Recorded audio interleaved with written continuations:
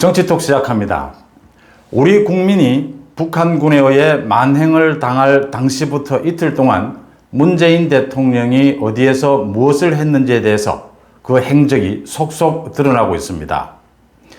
이번 북한군 만행은 처음부터 지금까지 수많은 의혹을 낳고 있습니다. 이런 의혹들의 중심에 문재인이 있습니다.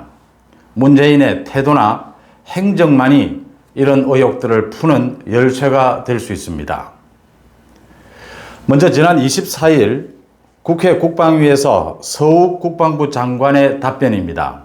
공무원인 이 씨가 북한군에 붙잡힌 것을 우리 군이 안 것은 지난 22일 오후 3시 반이죠. 그리고 3시간 뒤인 오후 6시 36분에 문재인에게 보고가 됩니다. 국민의힘 하태경이 서욱에게 묻습니다. 대통령에게 보고한 뒤에 3시간 동안 이 씨가 살아있을 때였습니다. 지시받은 바 없느냐? 지시를 받은 바 없다는 거죠? 라고 묻자 서욱은 네, 그렇다 이랬습니다. 하태경이 다시 그렇다면 국방부 장관 말고 문 대통령에게 이 지시를 할 수 있는 비선이 따로 있느냐? 그런 비선은 없다. 서욱이 답변했습니다. 그 다음에 서욱이 답변을 머뭇머뭇거리고 그동안의 문재인의 행적을 묻는 데 대해서 서류만 뒤적일 뿐 말을 제대로 못합니다. 남북통신망이 모두 끊겼다고 정부는 발표를 했었죠. 그런데 이번 김정은의 통신에서 드러났듯이 남북통신망이 끊긴 게 아니었습니다. 남북통신망을 통해서만이라도 강하게 어필을 하든지 경고를 했더라면 또 23일 대통령이 북한에 알아보라고 해서 한 그 루트대로 유엔군에게 확인만 했더라도 또 그 외에 어선을 상선망을 통해서 또 중국을 통해서 여러 가지 형태가 있을 수가 있죠. 강하게 경고만 했더라도 이 씨를 살릴 수 있었을 골든타임이었습니다. 다음은 청와대 발표입니다. 대통령에 대해서 첫 서면 보고 22일 오후 6시 36분이었죠. 7시간 뒤에 그러니까 실종자가 이 씨가 사망한 지 3시간 만인 이튿날 23일 새벽 1시에 안보실장, 비서실장, 통일부 장관, 국방부 장관, 관계 장관회의가 청와대에서 열립니다. 또 분석하고 대책을 논의했습니다. 대통령은 참석하지 않았습니다. 그러고 나서 아침 8시 30분에 대면 보고가 이루어집니다. 도대체 이 기간 동안 대통령은 무엇을 하고 있었을까요? 문재인은 23일 오전 8시 반에 대면 보고가 있고 난 다음에 국민이 알면 즉 분노할 일이다. 즉각 발표해라. 국민에게 알리라라고 했습니다. 그런데 국방부는 하루가 뒤인 24일 11시에야 이 사실을 발표합니다. 왜 그랬을까요? 자, 하나하나씩 다 드러나고 있습니다. 국회에서 하태경이 지적을 했죠. 그 23일 오전 새벽 1시에 문재인 대통령은 유엔 총회를 통해서 종전선언을 제안을 합니다. 도대체 이런 일이 있다는 걸 민간인이 북한군에 의해서 만행을 당했다라는 사실이 알려질 텐데 그걸 알고서도 어떻게 종전선언 제안을 할 수 있느냐? 세계적인 망신거리가 될 수 있는데 어떻게 그걸 막지 못했느냐? 고치지 못했느냐고 했습니다. 청와대 답변은 15일 일찍부터 그 영상이 만들어졌기 때문에 고치지 못했다고 했습니다. 못한다고 했습니다. 영상 하나 고치는데 10분이면 됩니다. 요즘은. 이런 창피를 당한 겁니다. 전 세계인들이 이걸 어떻게 보겠습니까? 저 나라는 도대체 어떻게 된 나라가, 도대체 대통령이 어떻게 된 사람이기에 자기 국민이 저런 만행을 당하는 그 대상자를 보고 종전선언을 하자라는 제안을 전 세계에 할 수 있느냐? 좀 웃음거리가 된 겁니다. 그러자 서욱 장관의 답변이 가관입니다. 서욱은 장관이 된 지 지금 일주일, 10일도 채 되지 않았습니다. 대통령을 자신이 잘못 모셨다고 했습니다. 오죽 답변이 궁색했으면 이랬을까요? 또 하나, 지난 25일이니까 어제입니다. 이인영 통일부 장관 답변입니다. 국회에 와서. 이게 지금 기자들의 질문에는 답을 피해갈 수 있습니다. 하지만 국회에서 국회의원들 질문에는 피해가기가 굉장히 힘들죠. 계속 추궁을 하게 되니까. 그래서 기자들은 추궁을 할 수 없으니까 개인적인 관계나 또는 확실한 자료를 들이밀면서 답변을 구하기도 하고 이렇게 다른 방법을 쓰게 됩니다. 관계 장관회의가 23일 새벽 1시에 열렸는데 왜 7시간 동안 대통령에게 보고하지 않았느냐라고 추궁을 하자 이인영 통일부 장관의 답변입니다. 시간상으로 새벽이었다. 지금 우리 국민이 북한군에 의해서 만행을 당하는 일인데 지금 새벽이고 뭐 낮이고가 무슨 상관이 있습니까? 그래서 대통령이 자고 있었느냐라는 말이 나오는 겁니다. 대통령이 잠들어 있어서 보고를 못한 것 아니냐 이런 의혹이 나오는 겁니다. 국민의힘 조태용 의원이 국민이 북한군의 총에 죽었다는 내용이 하룻밤을 기다린 뒤에 보고해야 될 사안이냐? 새벽이어서 보고하지 못했다. 아니겠죠. 그 이유를 좀 이따 제가 말씀을 드리겠습니다. 오늘 동아일보가 보도를 했습니다. 서욱 국방부 장관이 22일은 한 번도 청와대에 가지 않았다가 그 참 만행이 있은 뒤인 23일에는 청와대를 3번이나 방문했다고 오늘 보도를 했습니다. 왜 그랬을까요?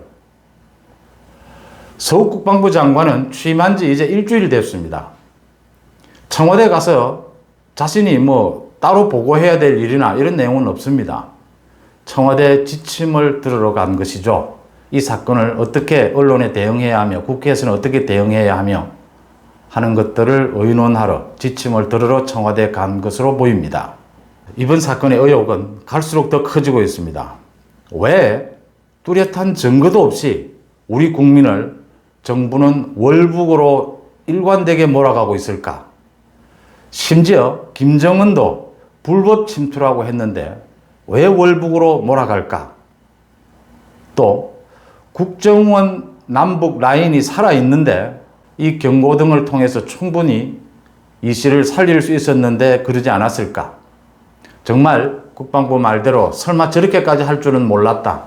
북한군이 6시간 동안 이 씨를 바다 위에 사실상 억류하고 있으면서 밧줄로 끌고 가기도 했고 또 끌고 가다 줄이 끊겨서 2시간이나 수색하기도 했고 그런 상황을 첨단 기기를 통해서 속속 들여다봤을 국방부가 어떻게 살리는 노력은 하지 않았을까? 또 문재인은 이 만행이 있은 이후 10시간 동안 보고를 왜 받지 않은 걸로 했을까? 왜 NSC에도 참석하지 않은 걸로 할까? 그 이후에 열리는 관계장관회의나 NSC에도 문재인은 계속 참가하지 않습니다. 또 대통령이 국민에게 즉각 알리라고 했는데 국방부는 왜 하루가 뒤인 훌쩍 지난 24일 오전 11시에야 발표를 했을까? 그동안 무엇을 하고 있었을까? 문재인은 만행을 알고 난 뒤에도 23일 오전에 군 고위급 인사들에게 또 25일 국군의 날 행사에서 북한에 북자도 꺼내지 않고 평화만을 강조합니다.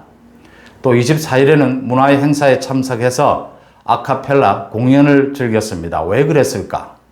저도 개인적으로 여러 번 만나본 적이 있지만 문재인은 일이나 사람이나 한번 자신이 어떤 방향, 자신이 필요해서든 좋아해서든 정하면 어떤 변수가 생겨도 그대로 밀어붙이는 성격이라고 합니다. 고집스러운 성격이라는 겁니다.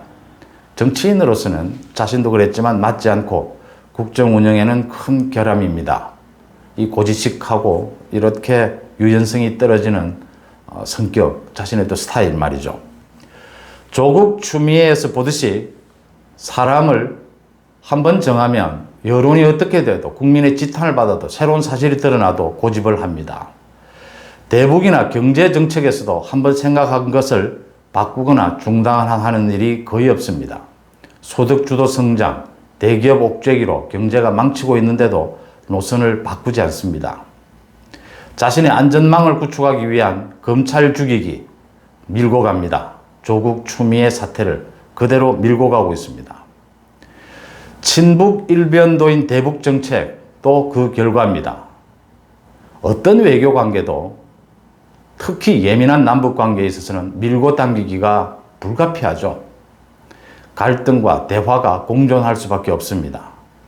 그런데 일변도, 친북 일변도로 밀고 갑니다. 평화 모색이 오히려 더 어려워지게 되는 겁니다. 이런 유연성은 처음부터 실종된 것입니다.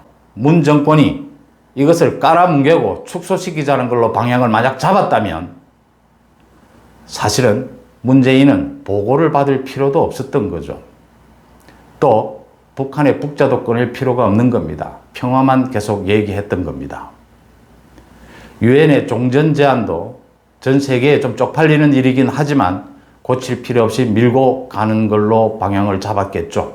23일 새벽부터 이어진 안보회의나 장관회의에서 북한에 대해서 강한 응징이나 대책 마련, 대책 촉구를 하는 것이 아니고 사건 축소를 하자.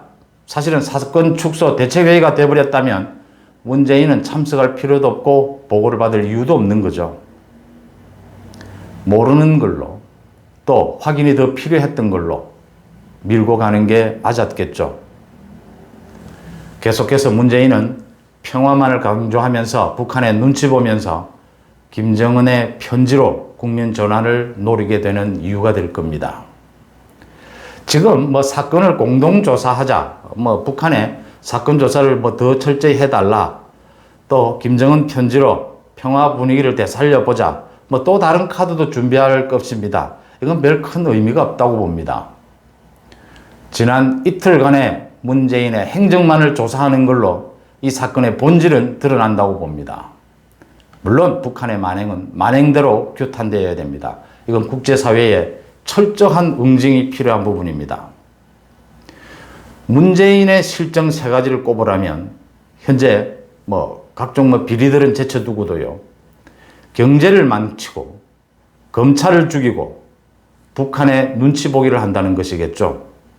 자, 이 세 가지 가운데 이번에 북한, 친북한, 북한 눈치 보기, 김정은 카드라고까지 얘기를 하죠. 이 부분에 대해서는 국정조사가 불가피하다고 봅니다. 지금 이 일에는 문재인의 행적을 조사도 해야 되지만 정권 전체가 나서 있는 상황입니다. 그 사안을 조사하는 데는 국정조사가 불가피하다고 봅니다. 민간인 만행에 대해서 북한 비위 맞추기부터 하는 문 정권에 대해서 국정조사, 야당은 국정조사로 초점을 몰아가야 된다. 문재인의 행적과 국정조사로 이 일을 풀어가는 방향을 잡아야 된다. 그렇게 봅니다. 정치통 마칩니다.